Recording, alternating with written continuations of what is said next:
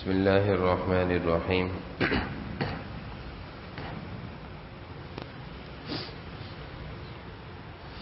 عن أبي هريرة رضي الله تعالى عنه عن النبي صلى الله عليه وسلم قال: لم يتكلم في المهد إلا ثلاثة: عيسى ابن مريم، وكان في بني إسرائيل رجل يقال له جريج، كان يصلي فجاءته أمه فدعته فقال: أجيبها أو أصلي؟ فقالت: اللهم لا تمته حتى تريه وجوه المومسات، إلى آخره. رواه البخاری.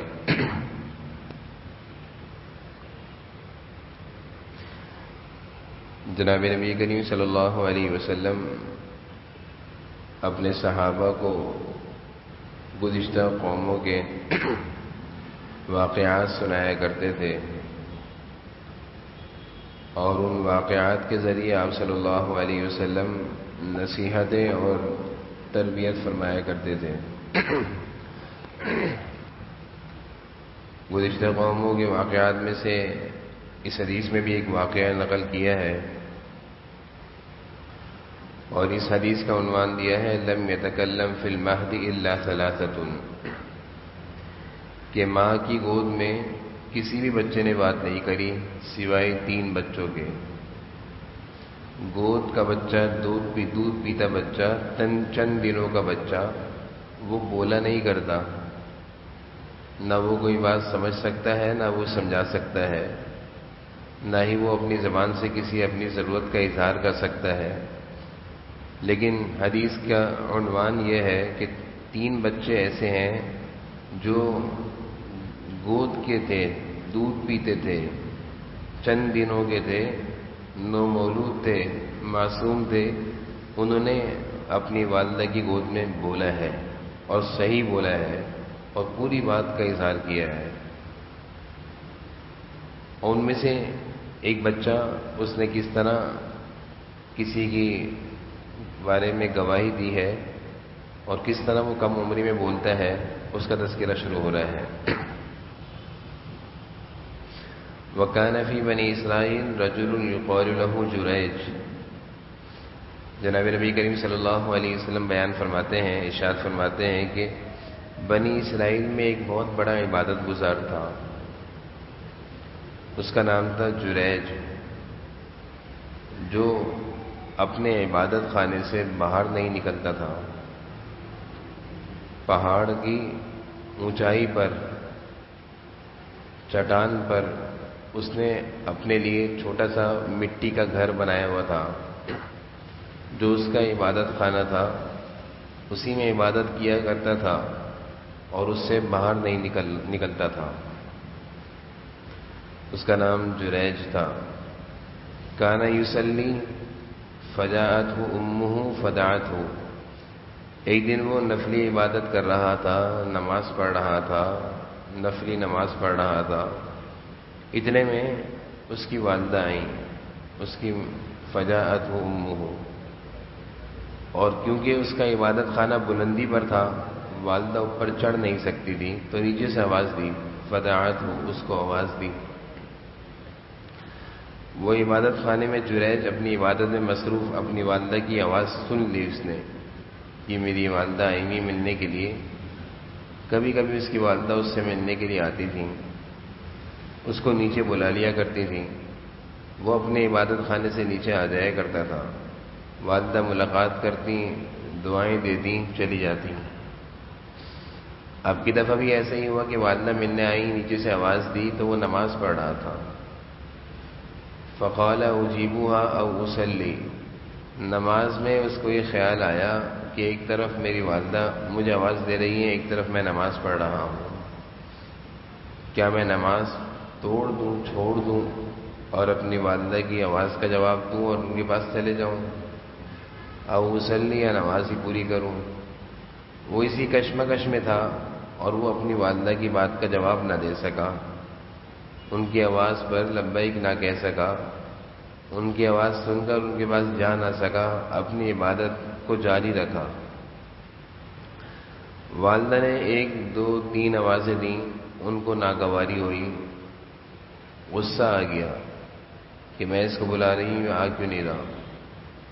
ہو سکتا ہے ان کو پتہ نہ ہو کہ یہ نماز پڑھ رہا ہے، تو انہوں نے غصے میں اپنے بیٹے کو ایک بد دعا دی۔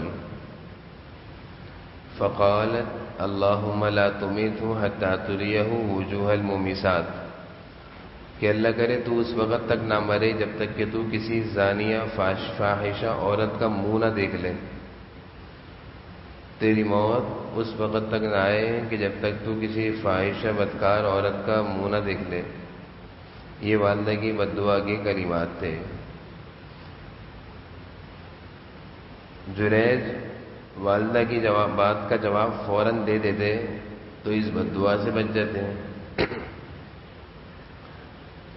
لیکن انہیں اپنی عبادت کو جاری رکھنا بہتر ضروری سمجھا، والدہ کی بات کا جواب دینا انہوں نے ضروری نہ سمجھا۔ والدہ اس پر ناراض ہو گئی اور انہوں نے بد دعا دے دی۔ یہاں پر اسی کتاب کے حاشی میں بات لکھی ہوئی ہے کہ والدین کو اپنے بچوں کی ناراضگی پر بد دعا دینے میں جلدی نہیں کرنی چاہیے، درگزر سے کام لینا چاہیے۔ غصے میں والدین اپنے بچوں کو بد دعا دے دیتے ہیں، اور جب اس بد دعا کا ظہور ہوتا ہے بعد میں، ایک دم نہیں ہوتا، تو پھر والدین بھی پریشان ہوتے ہیں کہ ہماری اولاد کے ساتھ یہ کیا ہو رہا ہے۔ تو اولاد کو کتنی بڑی غلطی ہو تنبیہ کرنی چاہیے، تربیت کرنی چاہیے، سزا دے دینی چاہیے، لیکن بد دعا نہیں دینی چاہیے۔ تو جریج کی والدہ نے اس موقع پر جریج کو ایک بہت بڑی بد دعا دے دی۔ جریج بات چلی گئی، والدہ چلی گئی، بات گزر گئی۔ ایک دن جریج اپنے عبادت خانے میں عبادت میں مصروف تھے۔ وکان جریج فی صومعتہ، اپنی عبادت میں مصروف تھے۔ جہاں یہ عبادت کرتے تھے وہاں پہ ایک فاحشہ بدکار عورت رہتی تھی۔ فتعرضت لہ امرأۃ، جو جنگل گھوما کرتی تھی، ویرانے میں جو اس کو مرد ملتا اس سے منہ کالا کراتی تھی۔ ایک دن وہ گھومتے گھومتے جریج کے پاس آ گئیں۔ فتعرضت لہ امرأۃ، اور ان کو دعوت دی گناہ کی۔ جریج نے اللہ کی پناہ مانگی اور اس کو بھگا دیا، اس سے بات نہ کری، اس کی طرف توجہ نہ دی۔ وہ بدکار عورت غصے میں آ گئی کہ میں چھوڑوں گی نہیں، کہ تو ایسے کیسے ممکن ہے کہ تو نے میری بات کو پورا نہیں کیا اور مجھے بھگا دیا، میں تجھ سے انتقام لوں گی اور تجھے رسوا کروں گی۔ وَكَلَّمَتْهُ فَنَأْتِي فَأَتَتْ رَاعِيًا فَأَمْكَنَتْهُ مِنْ نَفْسِهَا فَوَلَدَتْ غُلَامًا، اور اس کے بعد وہ بدکار عورت جنگل میں گئی، ایک چرواہا بکریاں چرا رہا تھا، اس سے اپنا منہ کالا کیا، اس سے پھر بچہ پیدا ہوا، اس سے وہ بدکار عورت کا ایک ناجائز نطفہ پیدا ہوا۔ فَوَلَدَتْ غُلَامًا، اب وہ بچہ لے کر وہ بدکار عورت اپنے علاقے میں آئی، اپنی بستی میں آئی۔ لوگوں نے اس سے کہا، وہ بدکار عورت یہ بچہ کس کا ہے؟ تیرا تو کوئی شوہر بھی نہیں ہے، یہ بچہ کہاں سے لائی ہے؟ تو اس عورت نے فوراً، اس بدکار عورت نے یہ کہا، من جریج، یہ جریج سے ہے۔ ساری قوم کے لوگوں کو جریج کی طرف متوجہ کر دیا کہ جریج جس کو تم بہت بڑا عبادت گزار سمجھتے ہو اور جو اپنے عبادت خانے سے نہیں نکلتا، ساری قوم اس کے بعد دعائیں کرانے جاتی ہے اور اپنی دعاؤں میں جو کہتے ہیں وہ پورا ہو جاتا ہے، اس سے قوم اپنے بچوں کو دم کراتی ہے، دم کرتا ہے وہ ٹھیک ہو جاتا ہے، وہ تو ایسا زانی آدمی ہے۔ ساری قوم کے لوگ فَأَتَوْهُ، جریج کے پاس دوڑے ہوئے آئے۔ فَكَسَرُوا صَوْمَعَتَهُ وَأَنزَلُوهُ وَسَبُّوهُ، اور آتے ہی سب سے پہلے جریج کو اس کی عبادت خانے سے باہر نکال کر لائے اور عبادت خانے کو توڑ دیا، وہ جو مٹی کا چھوٹا سا عبادت خانہ بنایا ہوا تھا اس کو توڑ دیا، اور جریج کو خوب گالیاں بکیں، وسبوہ، برا بلا کہا کہ تم تو بڑے عبادت گزار بنتے ہو، اور تم نے یہ کیا کیا، اور تم اتنا بڑا جرم کر بیٹھے کہ بدکار عورت کے ساتھ بدکاری کری اور بچہ بھی ہو گیا۔ جریج یہ سارے معاملے کو سہتے رہے، سنتے رہے، پیتے رہے، اور ایک طرف ذہن میں چل رہا تھا کہ میری ماں نے کہا تھا تو بدکاری تو نہیں کرے گا لیکن بدکار عورت کا منہ ضرور دیکھے گا۔ فتوضا، وضو کیا، اپنی قوم سے کہا تھوڑی سی مہلت دیں، مجھے تھوڑی سی مہلت دو۔ وصلی، اور وضو کرنے کے بعد نماز پڑھی۔ مشکلات سے نکالنے کا ایک ہی راستہ ہے، نماز ہے۔ اور پھر اس بدکار عورت کے بارے میں کہا کہ لاؤ اس بچے کو۔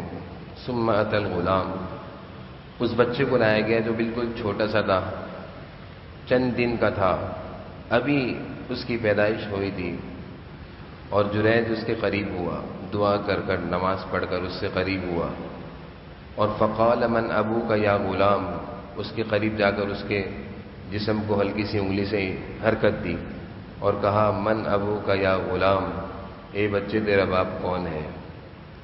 من ابوک یا غلام، اے بچے اپنے باپ کے بارے میں بتا۔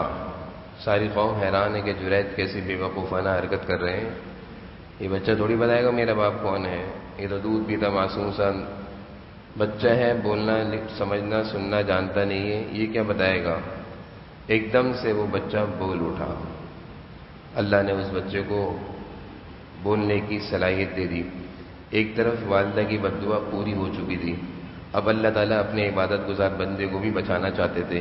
جریج کیسا بھی تھا، والدہ کی نافرمانی ہوئی تھی لیکن زندگی اللہ کی عبادت میں گزاری تھی، اللہ نے اس عبادت کی برکت سے ان کو بچانا تھا۔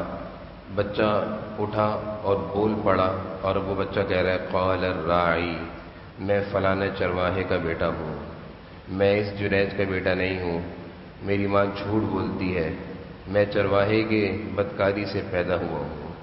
قوم نے جیسے ہی یہ بات سنی اور قوم کے لوگوں نے جیسے ہی دیکھا کہ ایک معصوم سا دودھ پیتا چھوٹا سا چند دنوں کا بچہ جریج کی انگلی سے حرکت کرنے پر بول پڑا تو ان کے دل میں جریج کی جو عظمت اور محبت میں کمی آئی تھی وہ دوبارہ سے زندہ ہو گئی، اور ساری قوم کے لوگ جریج سے کہنے لگے معاف کر دیں، معاف کر دیں، غلطی ہو گئی ہے، مجھے معاف کر دیں۔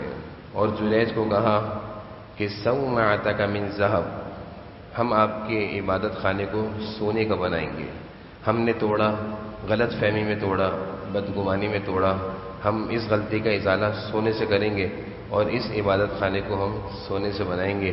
جریج نے کہا لا لا الا من طین، اس کو بس مٹی سے ہی بنا دو، یہ ایک معاملہ تھا جو میرے ساتھ ہونا تھا اور وہ ہو گیا، اور اس میں میری والدہ کی نافرمانی کا نتیجہ تھا کہ میں نے اپنی والدہ کو ناراض کیا تو یہ چیز میرے سامنے آ گئی، اور وہ عبادت خانہ جو مٹی کا تھا اس قوم کے لوگوں نے دوبارہ ان کو مٹی کا ہی بنا کر دے دیا۔ اس واقعے میں بہت ساری نصیحتیں ہیں، بہت ساری عبرت کی باتیں ہیں۔ اپنے والدین کی نافرمانی سے بچنا، والدین اگر اولاد کی کوئی غلطی دیکھے تو ایک دم سے بد دعا نہ دینا، عورت کا فتنہ جو اس امت کے لیے بہت بڑا فتنہ ہے، اس فتنے سے اللہ تعالیٰ سے ہمیشہ پناہ مانگنا، مصائب اور پریشانی میں صبر اور استقامت سے کام لینا، اور بالآخر رجوع الی اللہ، اللہ کی طرف متوجہ ہونا، وہی انسان کو مشکلات سے نکالتے ہیں۔ اللہ تعالیٰ میں سمجھنے کے لیے الحمدللہ۔